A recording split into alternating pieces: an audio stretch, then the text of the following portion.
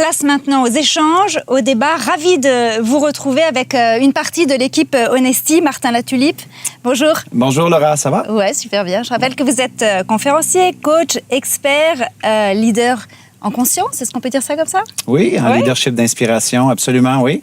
Paul Pironnet, bonjour. Je rappelle que vous êtes spécialiste et leader en PNL dans le monde de francophone et en France. Oui, voilà, je fais partie en tout cas des quelques leaders en France. Ouais. Et Christelle Bessou, vous êtes, alors là, le terme, mes pattes éveilleuses de conscience. Vous nous expliquerez évidemment ce que révèle et ce que signifie ce terme.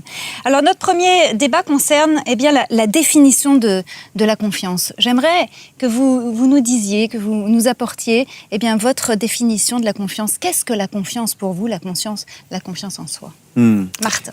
Bien, dans son sens le plus épuré, moi, je dirais que, de mon expérience en tout cas, c'est que la confiance en soi, c'est une prédiction.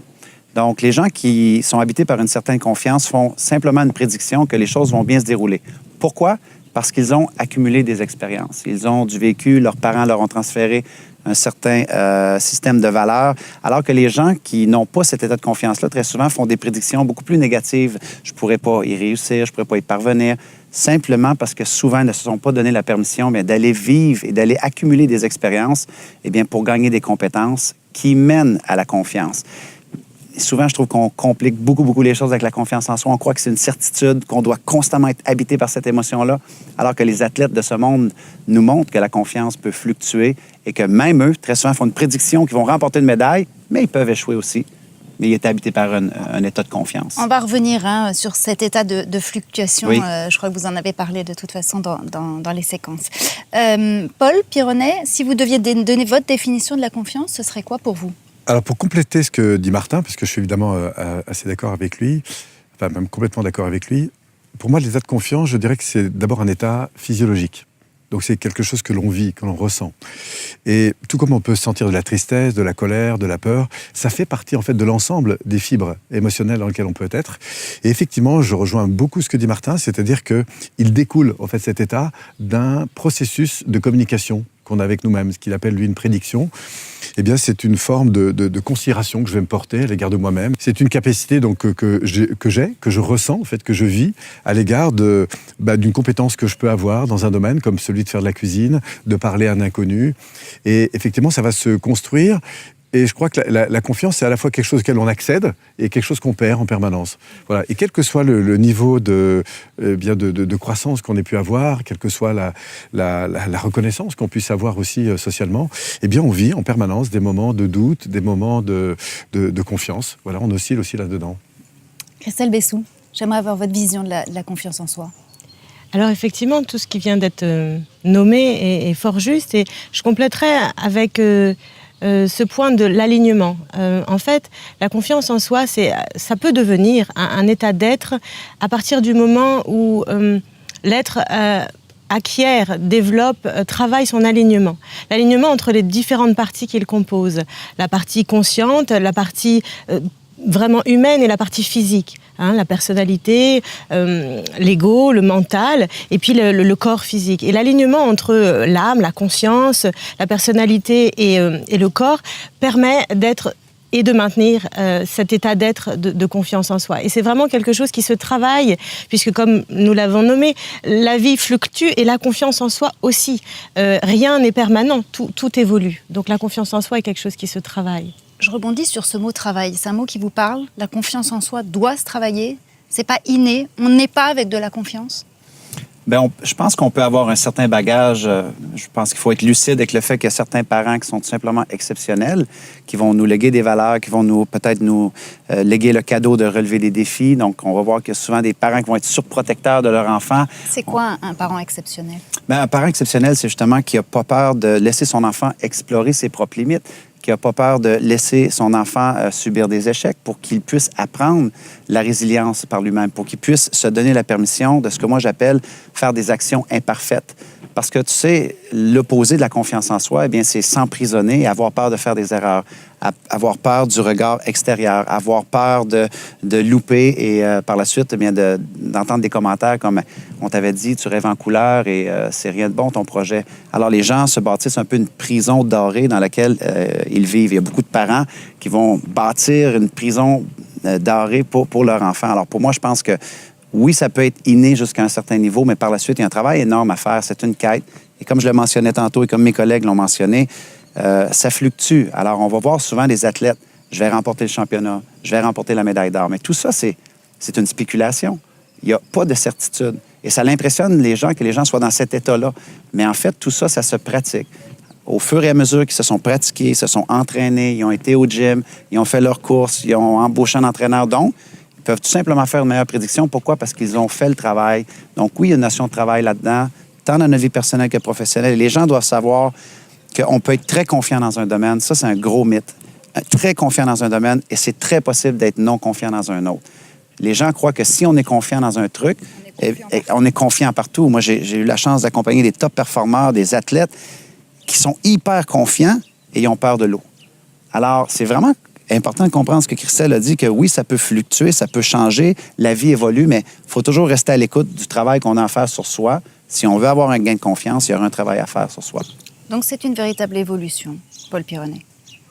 Oui, alors oui et non, parce que bien sûr, je ne peux pas dire que ce n'est pas une évolution, parce que c'est effectivement quelque chose qui se travaille, un peu comme un muscle, donc je suis d'accord avec cette idée, mais je crois aussi qu'on est avec de la confiance. C'est-à-dire qu'un petit bout de chou dans le ventre de sa maman, il est en totale confiance avec son environnement. Il ne se pose même pas la question. Quand il commence à marcher, quand il commence à s'exprimer enfant, il est rempli de confiance. En fait, à aucun moment il a de posture de jugement à l'égard de lui-même. Après, il est clair qu'en fonction de l'environnement qu'il a autour de lui, des marques d'attention qu'il va recevoir, eh ben, il va comprendre qu'il y a des choses pour lesquelles il va être aimé et d'autres moins aimé. Et peu à peu, va s'installer en lui, en fait, des conditionnements qui sont liés à la possibilité ou non d'être au fond aimé et donc d'accéder à cette considération ou non de lui-même, que ce soit lui vis-à-vis de lui-même ou de la prédiction qu'il fait à l'égard de ce que les autres pensent de lui. Et donc cette confiance, après, elle va osciller en fait en fonction de son histoire. Et puis après, il est clair que plus vous avez des références dans un domaine, plus du coup vous pouvez vous appuyer justement sur ces références pour construire cette confiance. Donc ce sentiment que j'ai la capacité que j'ai la possibilité au fond, ça va fonctionner. Et puis après, il est clair que si je suis toujours dans cette quête d'aller sortir un petit peu de ma zone de confort, je vais être de plus en plus confiant avec cette idée de sortir de la zone de confort. Et petit pas par petit pas, eh bien, les choses vont se mettre en place. Pour poursuivre ce que vous dites, est-ce qu'il faut la challenger, la confiance, pour toujours aller la chercher un petit peu plus? Oui, bien entendu, Laura. Effectivement, ça peut être... Certains ont des bagages innés plus favorables que d'autres. Néanmoins, il est important de ne pas se limiter à l'héritage, par exemple, familial. Et c'est important vraiment de se dire que quel que soit ce dont on hérite, quel que soit ce qu'on a pu traverser dans la vie quand on était jeune, de se rendre compte que la confiance en soi est quelque chose qui peut toujours s'élargir, qui peut toujours effectivement se transformer, qui peut toujours croître, grandir, se développer, se déployer. Et en fait, c'est la vision qu'on va avoir de la vie, des relations, des interactions avec tout ce qui est vivant, les êtres vivants, les choses, les biens, tout ce qui a une énergie en fait. Hein. La confiance en soi, elle est liée aussi à l'énergie que l'on va accepter de mettre en œuvre dans ce que l'on fait, si vous voulez. Parce que avoir confiance en soi, en fait, c'est vraiment avoir la capacité et se donner les moyens d'agir efficacement. Et pour se donner les moyens d'agir efficacement, effectivement, on peut développer ça avec la pratique, avec cette discipline que tous les jours on se dit où on en est. Et comme l'a dit Martin, effectivement, c'est important de ne jamais s'endormir sur ses acquis et bien voir que tout cela peut varier dans les différents domaines de vie. Et j'aimerais juste rebondir là-dessus sur l'idée de challenger la confiance en soi, certes. mais en même temps, je pense qu'il y a une puissance énorme à accueillir ces zones de non-confiance. Je veux dire, moi, j'ai été quelqu'un, encore aujourd'hui, j'ai beaucoup d'anxiété, beaucoup de stress, je suis dans le doute. Et la société, souvent, eh bien, nous enseigne que toutes ces émotions-là sont négatives et qu'on est moins fort si on est dans ces émotions-là. Moi, mes plus grands gains à vie ont été faits quand j'étais dans le doute, dans l'incertitude, dans la vulnérabilité, parce qu'il y a une énorme leçon aussi à apprendre. Oui, mais c'est très inconfortable. C'est très inconfortable, mais ça ne veut pas dire que... Tout le monde n'arrive pas à vivre tranquillement, finalement. Exactement, mais si notre identité, parce que quand on parle de confiance en soi, un autre clé pour moi est importante, c'est l'identité. Qui on croit être va déterminer les actions qu'on va entreprendre. Qui on croit être va déterminer les risques, les prédictions que l'on va faire. Donc, si dans notre tête, on se dit, quand suis-je vulnérable, quand je suis en manque de confiance, c'est douloureux, et donc, je vais essayer de l'éviter parce que, comme Paul a dit, il y a des choses qu'on fait et il y a des choses peut-être qu'on veut éviter parce qu'on se sent valorisé ou aimé. Donc, si on grandit avec ça, je pense que ce qu'il faut challenger, c'est notre identité, de dire, est-ce que je vais passer ma vie à éviter mes zones de douleur, de remise en question, de vulnérabilité? Moi, je trouve qu'il y a un cadeau incroyable là-dedans. Je lisais une citation dernièrement qui dit, la confiance en soi, c'est aussi d'aimer qui tu deviens. Et ça, c'est aussi vrai en confiance en soi totale que en zone de vulnérabilité où est-ce que tu as à comprendre quelque chose sur qui tu es pour passer à ton prochain assignment, qu'on dirait en anglais, mais ton prochain devoir, ton prochain niveau de compréhension et de niveau de conscience. Est-ce que pour résumer, on pourrait dire, pardon, je vous laisse la parole après, mais on pourrait dire que c'est un apprentissage finalement constant, cette confiance? Oui, alors à la fois parce que évidemment ça se challenge un petit peu en fonction de la vie qu'on décide de prendre, mais ce que je trouve aussi intéressant, c'est la notion d'estime de soi, à associer avec la confiance en soi, parce que la confiance en soi, c'est accepter au fond qu'on y va, est-ce qu'on a la capacité ou pas? On y va. Hein. Et puis, l'estime de soi, ce que je trouve qui vient un petit pas plus haut, apporter une autre dimension, c'est que même si j'échoue, je garde une profonde estime pour ce que je suis, ne serait-ce que parce que, j'ai effectivement des peurs, j'ai effectivement des inquiétudes, et je prends, là, pour le coup, je développe une véritable estime de moi-même, quelle que soit la situation que j'ai, quels que soient les résultats que je vais avoir. Oui, c'est effectivement très important ce que Paul et Martin viennent de nommer. Il y a à la fois la confiance en soi, elle est liée aussi avec notre capacité à accueillir nos parts d'ombre, nos défauts, nos imperfections. Parce que plus on va accueillir justement ces ombres qui nous composent et qui font partie de nous, plus justement la confiance en soi va pouvoir grandir d'une manière plus globale. Et effectivement, le point de la confiance en soi est relié directement à l'estime de soi.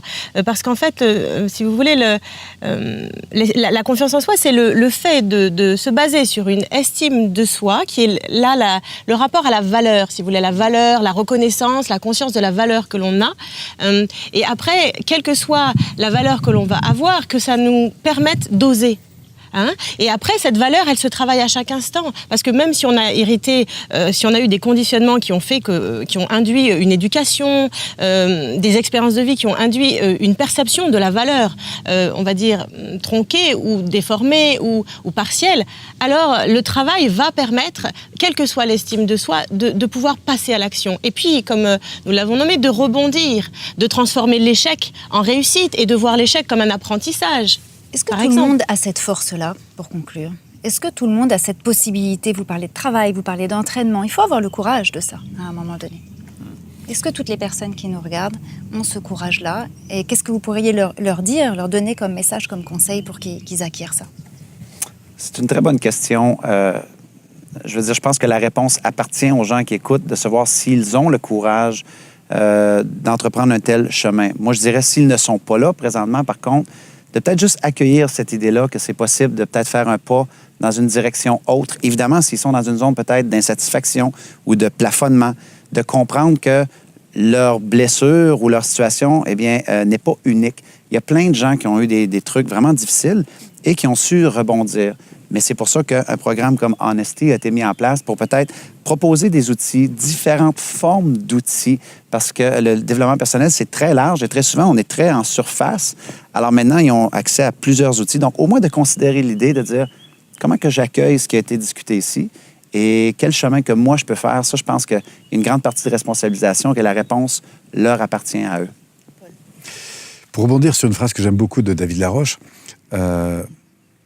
je ne sais pas si c'est possible ou non, donc je fais comme si c'était possible.